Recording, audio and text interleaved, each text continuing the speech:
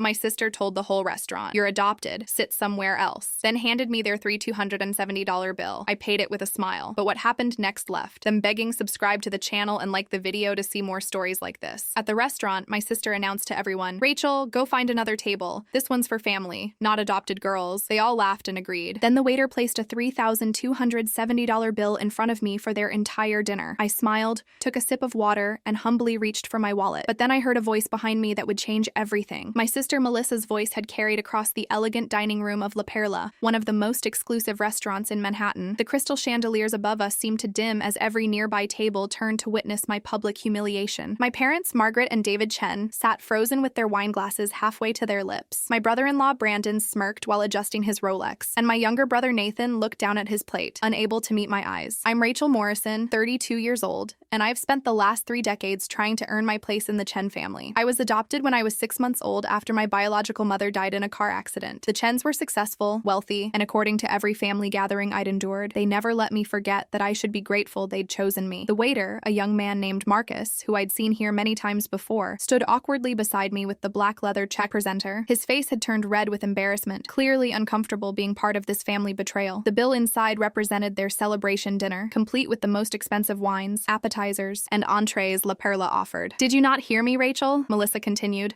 her voice dripping with false sweetness that barely masked her cruelty. She wore a designer dress that cost more than most people's monthly rent, her perfectly manicured nails drumming on the white tablecloth. "This is a family dinner, you know, for people who actually share our blood." My mother finally found her voice, though not to defend me. "Melissa, that's a bit harsh," but she made no move to stop what was happening, no gesture to include me at their table. "Is it though?" Melissa pressed, emboldened by the lack of real opposition. "We're celebrating Brandon's promotion to partner at his law firm. This is an important moment for our real family. Rachel's presence is just awkward." Brandon nodded in agreement, raising his glass. "It's nothing personal, Rachel. It's just that tonight is about celebrating actual family achievements. You understand." The pain of those words hit me like a physical blow, but I'd learned years ago not to show weakness in front of the Chens. Any display of hurt feelings would only be used as evidence that I was too sensitive, too emotional, not strong enough to be part of their family. Nathan finally spoke up, but his words offered no comfort. "Come on, Rachel. Don't make this into a big thing. Just go sit at the bar or something. We'll catch up later." I looked around the table at the people I'd called family for 32 years. My father avoided my gaze entirely, suddenly fascinated by the wine label on the bottle in front of him. My mother gave me a tight smile that didn't reach her eyes, a look that said, "Just go along with it to keep the peace." My siblings had already turned back to their conversation, dismissing me as if I were merely a server who'd overstayed her welcome. The worst part wasn't the rejection itself. I'd experienced various forms of it throughout my life with the Chens. It was the public nature of it, the calculated cruelty of doing this in a restaurant where I'd dined with them dozens of times,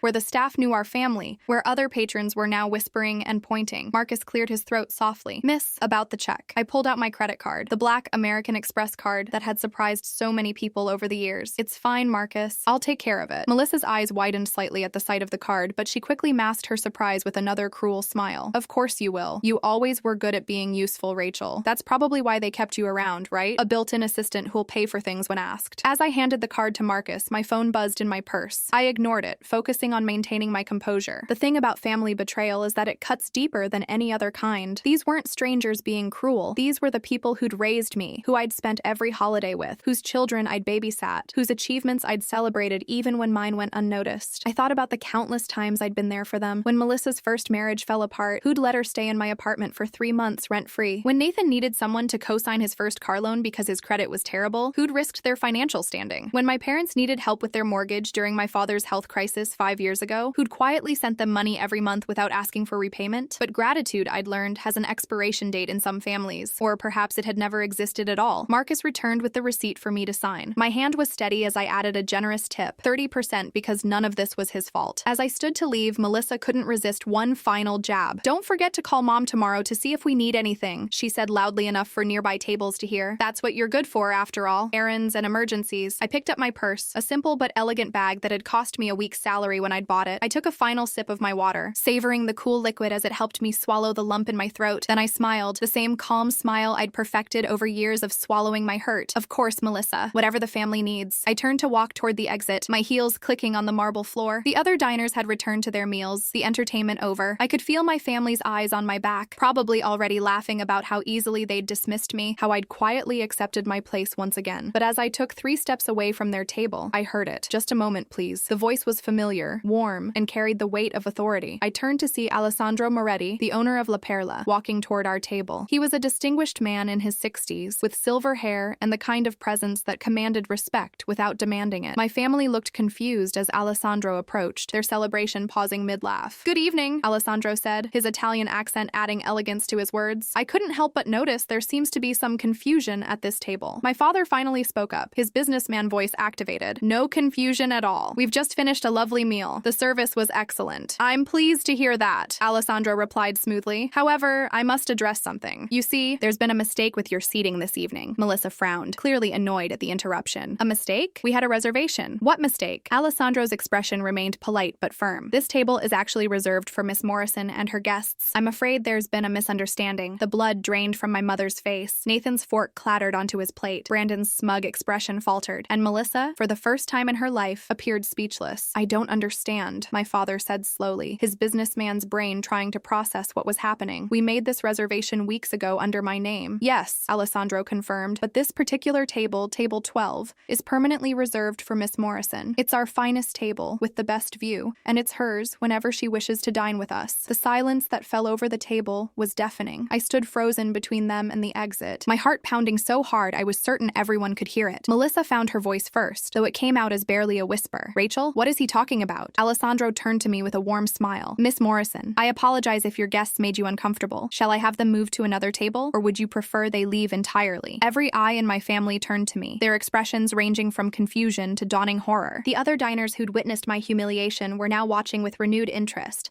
sensing that the story wasn't over. I took a deep breath, feeling something shift inside me. For 32 years, I'd been apologizing for existing, making myself smaller, accepting scraps of affection, and calling it family love. But standing there with Alessandro treating me with more respect in 30 seconds than the Chens had shown me in 3 decades, something finally broke free. "Actually, Alessandro," I said, my voice steadier than I expected, "I think there's been more than just a seating mistake tonight." My father stood up abruptly, his businessman facade cracking. "Rachel, what's going on? How do you know the owner?" Before I could answer, Marcus approached with a fresh bottle of champagne. "Compliments of the house, Miss Morrison. Your usual Dom Perignon 2002. Melissa's face went pale. That bottle cost $800. She knew because she'd ordered it for her own wedding reception and complained for months about the expense. "Your usual?" my mother repeated, her voice barely audible. Alessandro gestured toward the table. "Miss Morrison has been dining here twice a month for the past 4 years. She's one of our most valued patrons. In fact, she's been instrumental in helping us expand our business." Nathan pushed his chair back, standing up. "Rachel, I don't understand. You always said you couldn't afford places like this. You always made us think that I was struggling," I finished for him, "that I needed your help, that I should be grateful for whatever crumbs of family acceptance you threw my way." Brandon's face flushed red. "This is ridiculous. There's obviously some mistake. Rachel works as a claims adjuster for an insurance company. She drives a 10-year-old Honda. She lives in a 1-bedroom apartment in Queens." "I do work in insurance," I confirmed, my calm tone contrasting sharply with his agitation. "As the chief risk officer for Pinnacle Global Insurance. I drive a 10-year-old Honda because I prefer reliable cars over status symbols. And yes, I live in Queens in a 1-bedroom apartment that I own outright, in a building where the mortgage is paid off and the rental income from the other 5 units covers all my expenses." The silence that followed was absolute. Even the neighboring tables had stopped pretending not to listen. Melissa's voice came out as a croak. "Chief risk officer? But that would mean you earn $750,000 a year," I said quietly, "plus bonuses, plus my investment portfolio, plus my rental income." My mother's wine glass slipped from her fingers, the red liquid spreading across the white tablecloth like blood. My father sat back down heavily, his face ashen. "But why?" my mother whispered. "Why would you let us think you were barely getting by? Why would you let us treat you like the family charity case?" I asked. "Like someone who should be grateful for being invited to family dinners? Like an adopted child who never quite measured up to the real children?" Alessandro excused himself with a small nod, sensing this was a private family matter despite its public setting. Marcus quickly began cleaning up the spilled wine, his movements efficient and discreet. Nathan ran his hand through his hair,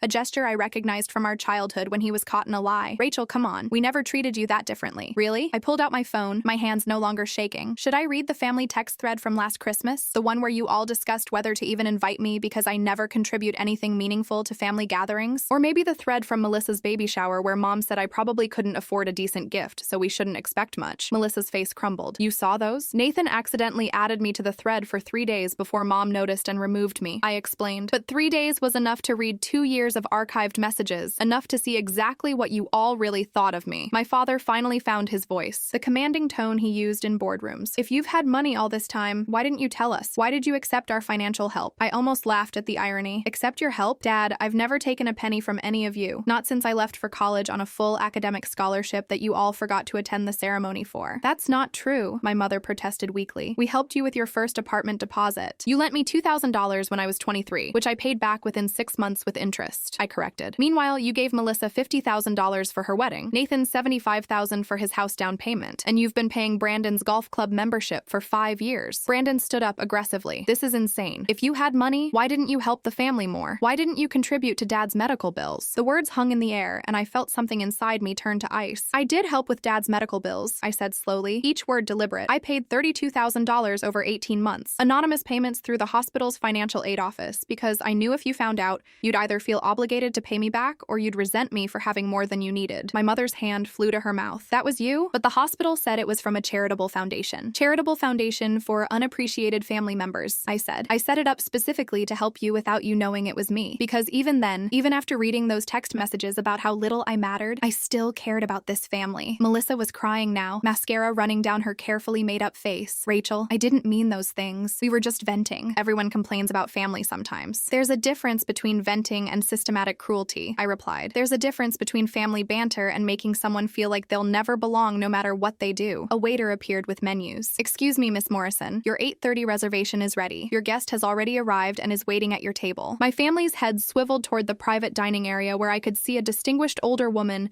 in an elegant suit waving at me. Dr. Patricia Wong, the CEO of Pinnacle Global Insurance and my mentor for the past 8 years. Guest? Nathan asked weakly. You had a reservation here tonight too? Table 12 is always reserved for me, I explained. When you called to make your reservation under Dad's name, they assumed you were my guests. They seated you at my table because that's what I would have wanted if I'd known you were coming. But the bill, my father said, his business mind still trying to piece together the puzzle. You paid $3,000 for our dinner without hesitation. Actually, I said, pulling out the receipt Marcus had given me, I paid $327. The staff discounted your meal to 10% because they assumed you were my personal guests, and that's our standing arrangement. If I'd known you were planning to publicly humiliate me, I would have let you pay full price. The implications of this settled over them like ash. Not only had they humiliated me, but they'd done it while benefiting from my status at the restaurant, while sitting at my permanently reserved table, while enjoying discounts extended to them because of my relationship with La Perla. Brandon collapsed back into his chair. Oh my God. We just celebrated my partnership at the firm by humiliating the chief risk officer of Pinnacle Global Insurance. Do you know how many of our clients use Pinnacle? Do you know how much business that represents? $7.3 million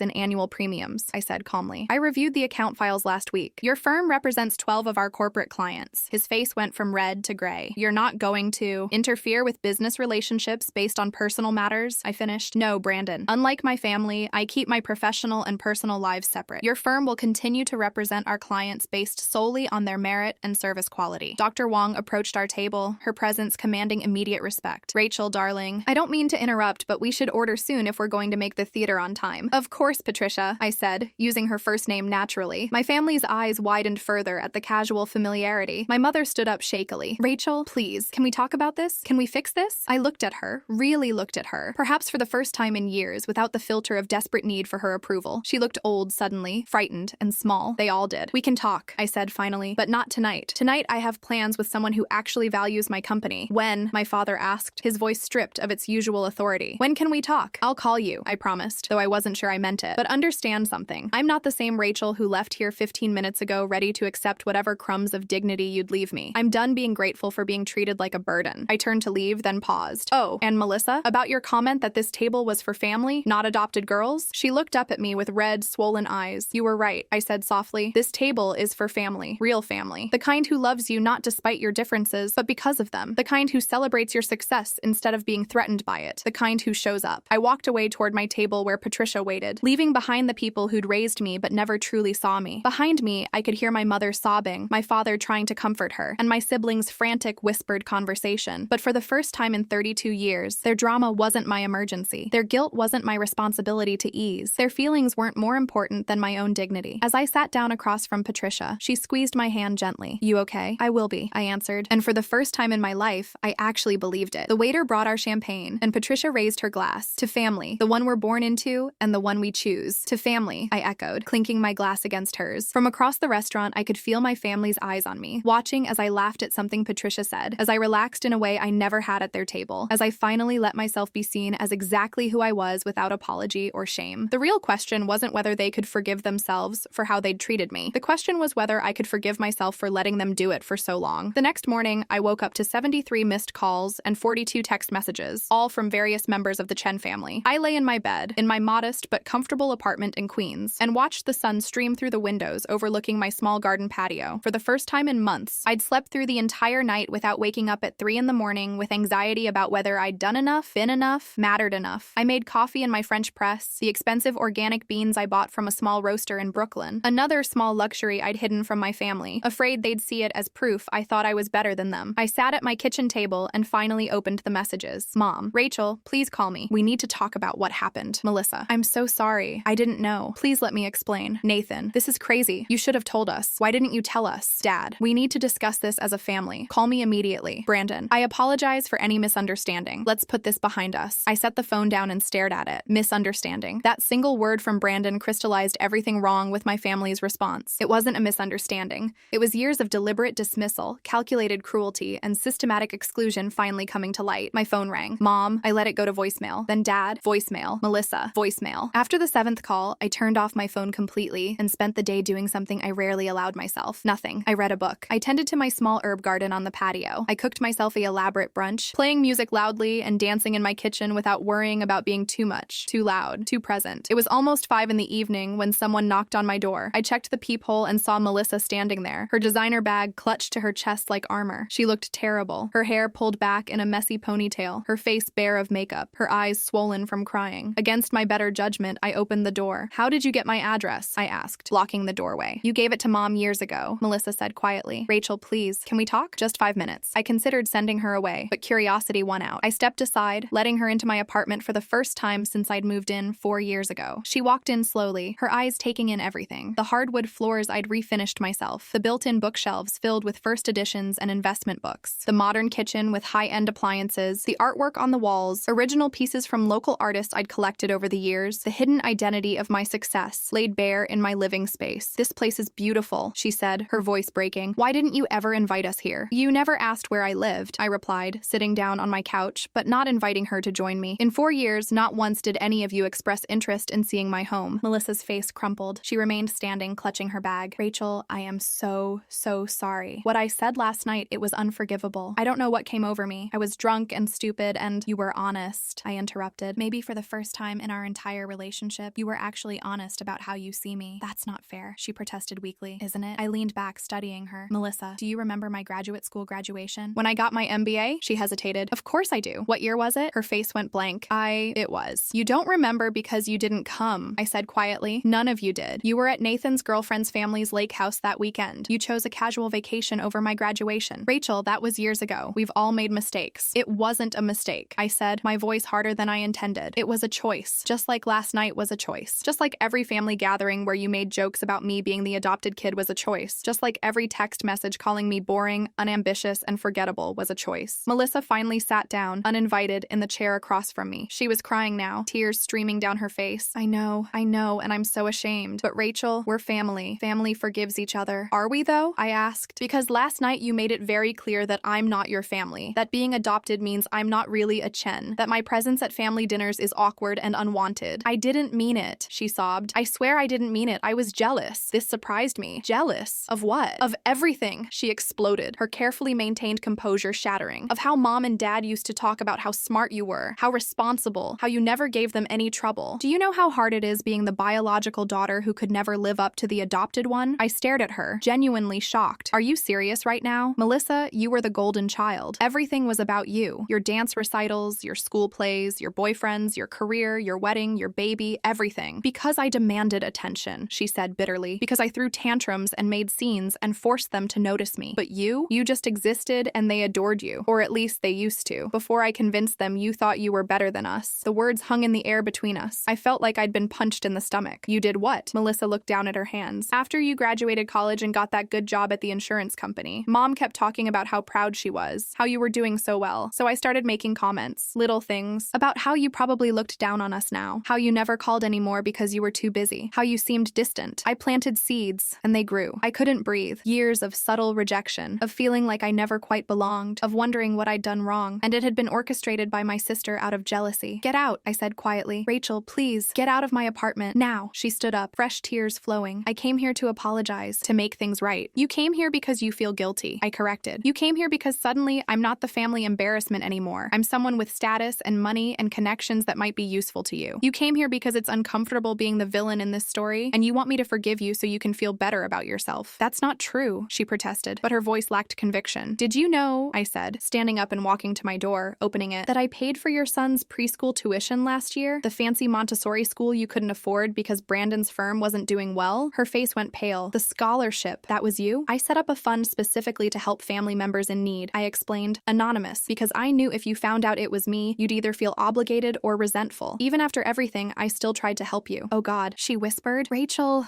I didn't know. How could I have known?" "That's the problem, Melissa. You never bothered to know. None of you did. You were all so convinced I was less than you that you never looked closely enough to see who I actually was." She walked to the door, stopping in front of me. "What can I do? How can I fix this?" "You can't," I said simply. "Some things, once broken, can't be repaired. They can only be replaced with something different. I don't know what our relationship will look like going forward, but it will never be what it was. Because you can't forgive me? Because I finally learned to forgive myself," I replied. "For all the years I spent trying to earn love that should have been freely given. For all the times I made myself smaller so you could feel bigger. For believing that being adopted meant I had to be grateful for scraps." Melissa left without another word, her shoulders shaking with sobs. I closed the door behind her and leaned against it, my own tears finally coming. My phone, which I'd turned back on, buzzed with a text from Patricia. "Dinner tomorrow? You pick the place. Somewhere that doesn't have any emotional baggage attached." I smiled through my tears and texted back, "Deal. And thanks for last night. You didn't have to play along with the whole theater story." Her response came immediately. "Who said I was playing along? We have tickets to Hamilton." I wasn't going to let family drama make us miss it. I laughed out loud, the sound surprising me in the quiet apartment. Patricia had actually arranged a theater outing, turning what could have been a comfortable lie into a truthful evening plan. That was the difference between real relationships and the performance I'd been putting on with the Chens. Real relationships didn't require lies, pretense, or making yourself less than you were. Over the next week, each family member tried to reach out. Dad sent an email with the subject line, "Family meeting request," as if I were a business associate. Nathan showed up at my office building, though security didn't let him pass the lobby. Mom sent flowers with a card that read, "We miss you," without actually acknowledging what had happened. The only person who didn't try to contact me was my grandmother, Lily Chen, my mother's mother who lived in a retirement community upstate. The woman who'd been kind to me as a child, but who I'd grown distant from over the years, assuming she shared her daughter's views. Then on Saturday morning, I received a handwritten letter. The return address was the retirement home. Inside was a single page in my grandmother's shaky handwriting. "Dear Rachel, I heard what happened at the restaurant. Your mother called me crying, asking me to convince you to forgive them. I told her no. I told her that for 32 years, I've watched my family treat you like a consolation prize instead of the gift you are. I told her I was ashamed of what they've become. If you have time, please come visit an old woman who would like to apologize for her own silence. Love, Grandma Lily." I read the letter 3 times, my hands shaking. Then I got in my reliable Honda and drove 2 hours upstate to the retirement community. Grandma Lily was waiting in the common room, her silver hair perfectly styled, her eyes sharp despite her 87 years. She stood when she saw me, her arms opening. I walked into her embrace and finally, fully, let myself cry for the family I'd wanted and never truly had, and for the person I'd tried so hard to be that I'd almost forgotten who I really was. "There now," she said, patting my back as I sobbed into her shoulder. "Let it out, child. You've been holding it in for far too long." We sat in Grandma Lily's small but comfortable apartment, drinking tea from delicate porcelain cups that had belonged to her own grandmother. The afternoon light filtered through lace curtains, casting intricate shadows on the walls covered with family photos. I noticed for the first time that many of them included me. "I have something to tell you," Grandma Lily said, setting down her cup with a soft clink. "Something I should have told you years ago, but I was a coward." I waited, watching her carefully choose her next words. "Your adoption," she began slowly, "it wasn't the simple story your parents told everyone. Your biological mother, Sarah Morrison, wasn't a stranger who died in a random accident. She was my daughter from my first marriage, before I married your grandfather." The words didn't immediately register. Then, like a delayed earthquake, their meaning hit me. "What?" I whispered. "Sarah was my daughter," Grandma Lily repeated, her eyes filling with tears, "which makes you my biological granddaughter. When she died in that car accident, you were 6 months old. Margaret and David had been trying to have children for years with no success. I begged them to take you in, to raise you as their own. They agreed, but with one condition. They didn't want anyone to know," I said, the pieces falling into place. She nodded. "They wanted it to appear as if they'd adopted you from outside the family. family. They were embarrassed by Sarah's situation. She was young, unmarried, struggling financially. They thought it would reflect poorly on the family to acknowledge the connection. I set down my own teacup before I could drop it. So I'm not just adopted. I'm actually their niece. I'm Melissa and Nathan's cousin, not their sister. Yes, Grandma Lily said softly, and I've watched them treat you like an outsider for 32 years, while knowing you had more Chen blood than they did. Margaret only has half of my genes. You have Sarah's full genetic connection to me. The implications spiraled through my mind. Every joke about not being a real Chen, every comment about being grateful they'd chosen me, every time they'd othered me, they'd been denying their own family member. Why? I asked, my voice breaking. Why did you go along with it? Because I was weak, she admitted, shame coloring her voice. Because Margaret was the daughter who stayed, who married well, who gave me the grandchildren I could claim publicly. Sarah was the daughter I'd failed, the one who'd struggled, who'd made what they called mistakes. When she died, I was so consumed by grief that I let Margaret and David dictate the terms. Does anyone else know? Just me and your parents, she said. Even Melissa and Nathan don't know the truth. Margaret wanted it buried forever. I stood up, needing to move, to process this revelation. I walked to her wall of photos, really looking at them now. There I was, as a baby, held by a young woman with dark hair and my exact same smile. Sarah Morrison, my mother. My biological mother, who I'd been told was a stranger. Tell me about her, I said, touching the photo gently. Grandma Lily joined me at the wall, her hand trembling as she pointed to different pictures. She was brilliant, like you. Graduated top of her class in high school. She wanted to be a teacher, but she fell in love with the wrong man, got pregnant at 21, and he disappeared before you were born. She pulled down a small photo album I'd never seen before, filled with pictures of Sarah. She loved you so much, Rachel. Those 6 months she had with you, she was the happiest I'd ever seen her. She was working 2 jobs, going to community college at night, determined to build a good life for you both. How did she die? A drunk driver, Grandma Lily said, her voice thick with old grief. She was driving home from her night class. It was instant. She didn't suffer. I studied the photos, seeing my own features reflected back at me. The same determined chin, the same intelligent eyes, the same slight smile that never quite reached full brightness. I have her journals, Grandma Lily said quietly. Letters she wrote to you for when you were older. Margaret made me promise never to give them to you, but I kept them anyway. They're yours, if you want them. She pulled out a small wooden box from her closet, handling it with the reverence of something precious. Inside were 3 journals and a stack of sealed envelopes, each one addressed to me at different ages. To Rachel on her first day of school. To Rachel on her 13th birthday. To Rachel when she falls in love. To Rachel when she needs to know she's enough. My hands shook as I held them. I can take these? They were always meant to be yours, Grandma Lily said firmly. I've been a coward for too long. After what happened at that restaurant, after seeing you finally stand up to them, I realized I needed to give you the truth. You deserve to know where you came from, who your mother really was. I spent the next 3 hours reading. Sarah's words reached across death and time, speaking directly to the daughter she'd never get to know. She wrote about her dreams for me, her hopes, her fears. She wrote about her own struggles with feeling not good enough, with trying to earn love from people who seemed incapable of giving it freely. In one entry, written 2 weeks before she died, she wrote, "Today, Margaret told me I was selfish for keeping you, that I should give you to a real family who could provide for you properly. But Rachel, my sweet girl, you are loved, you are wanted, you are enough exactly as you are. Never let anyone convince you otherwise. Never shrink yourself to fit into spaces that weren't built for your brilliance." I was crying so hard I could barely see the words. She knew, I whispered. She knew what they were like. Sarah was the truth teller in our family, Grandma Lily said, the one who called out hypocrisy and pretension. Margaret resented her for it. I think that's part of why she wanted your connection to Sarah hidden. She didn't want you to know you came from someone who wouldn't put up with their nonsense. My phone had been buzzing periodically throughout the afternoon. I finally checked it. 23 messages from various family members, but one stood out, from my mother Margaret. Your grandmother is filling your head with lies. Whatever she's telling you about the past is distorted by her grief. Come home and let's talk about this rationally. I showed the message to Grandma Lily, who snorted. Rational, that's her favorite word when she means let me convince you that my version of reality is the only one that matters. She knows I'm here, I said. Of course she does. I called her this morning and told her it was time you knew the truth. She threatened to stop visiting me if I told you. I told her I'd rather see you once a year as an honest woman than see her every week as a liar. I looked at this 87-year-old woman who'd finally found her courage and felt a wave of love so strong it nearly knocked me over. Thank you, I said. Thank you for telling me. I'm sorry I waited so long, she replied. But Rachel, knowing the truth about your biology doesn't change who you are. You've built yourself into a remarkable woman despite them, not because of them. Whether you choose to maintain a relationship with Margaret and David is entirely up to you. I don't know what I want, I admitted. Part of me wants to confront them with this. Part of me wants to walk away from all of them. Then don't decide today, she advised. Sit with this information. Read your mother's words. Figure out who Rachel Morrison truly is, separate from who the Chens wanted you to be. I stayed until evening, reading every word Sarah had written, looking through photos of a woman who'd loved me fiercely in the short time we had together. When I finally left, I carried the box of journals and letters like the treasure they were. Driving home, my phone rang. Mom again. This time I answered. Rachel, whatever Lily told you, it's more complicated than, is it true? I interrupted. Is Sarah Morrison your half-sister? Am I your biological niece? The silence on the other end lasted so long I thought she'd hung up. Yes, she finally whispered. But Rachel, you have to understand. We did what we thought was best for everyone. Sarah was in no position to raise a child properly. We gave you opportunities you never would have had. You gave me opportunities while making sure I knew I should be grateful for them, I said, my voice eerily calm. You gave me a home while reminding me it wasn't really mine. You gave me a family while ensuring I knew I wasn't truly part of it. That's not fair. We raised you as our own daughter. No, I said clearly. You raised me as the child you were embarrassed to claim. You hid my real connection to this family because acknowledging it would mean acknowledging Sarah. And you couldn't stand that, could you? Couldn't stand that she was your sister, that she struggled, that she wasn't perfect. Sarah made poor choices, Mom said defensively. We didn't want those choices to define you. The only poor choice that defined me was believing I needed to earn your love, I replied. But I'm done with that now. I'm done shrinking myself to fit into your version of who I should be. What does that mean? Are you cutting us off? It means I'm taking time to figure out who I am without your judgment hanging over me. It means I'm reading letters from a mother who loved me unconditionally in the 6 months she had with me, instead of constantly seeking approval from people who made that love conditional on my gratitude and compliance. Rachel, please. We can fix this. We can be a real family. We were never a real family, Mom. We were a performance, and I'm tired of playing my part. I hung up before she could respond. My hands were shaking, but not from fear or uncertainty, from the sheer relief of finally speaking my truth without apology. When I got home, I spread Sarah's journals across my kitchen table and began reading them again, this time looking for pieces of myself in her words. And there they were. The same determination, the same quiet strength, the same refusal to accept less than I deserved, even when it would have been easier. My mother had given me life, but Margaret Chen had spent 32 years trying to make me grateful for being allowed to live it. The difference, I was finally learning, was everything. 3 weeks after the restaurant incident, I received a formal letter, not an email or a text, but an actual letter on expensive stationery, delivered by courier to my office. Inside was an invitation to a family summit at my parents' house, scheduled for the following Saturday at 2 in the afternoon. The tone was businesslike, almost clinical, as if we were negotiating a corporate merger rather than addressing decades of emotional abuse. Your presence is requested to discuss the recent family situation and establish a path forward that works for everyone involved. I almost laughed at the phrasing. A path forward that works for everyone. As if my comfort and dignity were negotiable terms in a contract. I showed the letter to Patricia during our weekly lunch meeting. She read it, her expression growing darker with each line. They're treating this like a business negotiation, she observed. Control the setting, control the narrative, control the outcome. Should I go? I asked. She set down the letter and looked at me seriously. That depends. What do you want from them? It was a question I'd been asking myself for 3 weeks. What did I want? An apology? Acknowledgement of their treatment? For them to somehow transform into the family I'd always needed? I want them to understand what they did, I said finally. I want them to acknowledge that their treatment of me wasn't just thoughtless, it was deliberately cruel. And if they can't or won't, Patricia pressed gently. Then I walk away knowing I tried, I replied, knowing that I gave them every chance to do the right thing, and they chose not to. Saturday arrived with unseasonably cold weather, gray skies threatening rain. I dressed carefully in a navy blue suit, professional and polished. Armor for battle, though I hoped it wouldn't come to that. I arrived exactly at 2, parking my Honda next to Melissa's BMW and Nathan's Mercedes. Brandon's Porsche sat in the driveway like a monument to everything they valued. Through the front window, I could see them all gathered in the living room, arranged like they were posing for a family portrait. I sat in my car for a moment, reading one of Sarah's letters I'd brought with me. This one was titled, "To Rachel, When She Needs Courage." My darling girl, it read, by the time you read this, you'll face moments that require you to stand up for yourself, even when it's hard. Remember that your worth is not determined by how others treat you, but by how you treat yourself. Be brave, be honest, be uncompromising in your self-respect. The people who truly love you will rise to meet you. The ones who don't will reveal themselves. Both outcomes are a gift. I folded the letter carefully, tucked it into my pocket, and walked to the front door. My mother answered before I could knock, as if she'd been watching for me. Rachel, thank you for coming. We're all in the living room. The house looked exactly as it always had. Expensive furniture arranged with mathematical precision. Family photos on every surface, though I noticed for the first time how few included me. Everything perfectly curated to project success, stability, family unity. They were seated in a semicircle when I entered. Dad in his usual armchair, Mom on the sofa beside him, Melissa and Brandon on the love seat, Nathan in the other armchair. They'd left a single chair facing all of them, positioned like an interview seat or an interrogation subject. I didn't sit in it. Instead, I remained standing, my purse over my shoulder, positioned near the doorway. If this went badly, I wanted an easy exit. Rachel, please sit, my father said, gesturing to the chair. We have a lot to discuss. I'm comfortable standing, I replied, and I don't think this will take long. A flash of irritation crossed his face, quickly masked. He wasn't used to people not following his directions. Well, Mom began, her hands clasped tightly in her lap. We wanted to bring everyone together to clear the air. There's been a lot of misunderstanding lately, and we thought it best to address everything as a family. Misunderstanding, I repeated flatly. Finally, is that what we're calling it? Nathan shifted uncomfortably. Rachel, come on. We're all here to make things right. Are you? I asked. Because this doesn't feel like making things right. This feels like you value our family as much as you value your job. Nathan shifted uncomfortably. Rachel, come on. We're all here to make things right. Are you? I asked. Because this doesn't feel like making things right. This feels like you've all coordinated your response and are now presenting it to me as a unified front. Melissa's face flushed. That's not fair. We've been trying to reach out to you for weeks. You've been trying to manage the situation. I corrected. There's a difference. My father cleared his throat, his boardroom voice activating. Rachel, let's be rational about this. What happened at the restaurant was unfortunate. Melissa said some things she regrets in a moment of poor judgment, but continuing this estrangement isn't productive for anyone. Unfortunate, I said quietly. Poor judgment. Interesting choice of words, Dad. Tell me, would you describe 32 years of systematic exclusion the same way? Now you're being dramatic, he said sharply. We raised you, provided for you, gave you every opportunity. You gave me opportunities while making sure I knew they were conditional, I interrupted. Every achievement I celebrated alone. Every milestone I reached without you there to witness it. Every time I needed support, and you were busy with Melissa's latest crisis or Nathan's newest venture. That's a distorted view of history, Mom protested. We were there for you. I pulled out my phone, opening a folder I'd prepared. Really? Let me share some objective data. In the past 10 years, how many of my work events have you attended? Silence. 0. I answered for them. I've been promoted 4 times, won 3 industry awards, spoke at 2 national conferences. You attended none of them. Meanwhile, you've been to 18 of Melissa's charity galas, 12 of Nathan's work functions, and every single one of Brandon's firm parties. Brandon shifted uncomfortably. Those were important networking events. And my achievements weren't important? I asked. Or was it that you didn't want to confront the fact that the adopted daughter you'd treated like a burden had surpassed your biological children in professional success? That's not what this is about, Melissa said, her voice rising. You're making everything about us being biological children and you being adopted, but we never treated you differently because of that. I looked at her directly. Really? Should I play the voicemail you left last year telling Mom you were tired of being compared to the perfect adopted daughter who never makes mistakes? Or the text thread where you all discussed not inviting me to Nathan's engagement party because I'd make it awkward by being single and successful? Nathan's face went white. How did you? I have screenshots of everything, I said calmly. Every dismissive text, every cruel joke, every time you've excluded me and then lied about it. I've documented it all. Mom's composure finally cracked. Why? Why would you keep all of that? Because somewhere deep down, I knew a day would come when you'd try to rewrite history, I explained. When you'd claim I was being too sensitive or misremembering or distorting the truth. I needed proof, if only for myself, that what I experienced was real. My father stood up, his control slipping. So what? You're going to use those messages against us? Blackmail us into apologizing? Blackmail? I laughed, the sound hollow. Dad, I don't want anything from you. That's what you don't understand. I'm not here to negotiate or compromise or find a middle ground where everyone feels comfortable. Then why are you here? He demanded. Because I wanted to give you one chance, I said, my voice steady despite my racing heart. One chance to acknowledge what you've done, to take responsibility without deflection or excuses, to show me that beneath all the cruelty and dismissal,